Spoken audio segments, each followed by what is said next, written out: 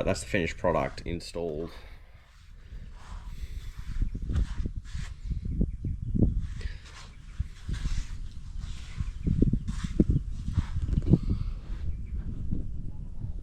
Let's see, up under removes all that crap. These I would set aside probably 6 hours to fucking install it. The installation video is vague for some parts of it.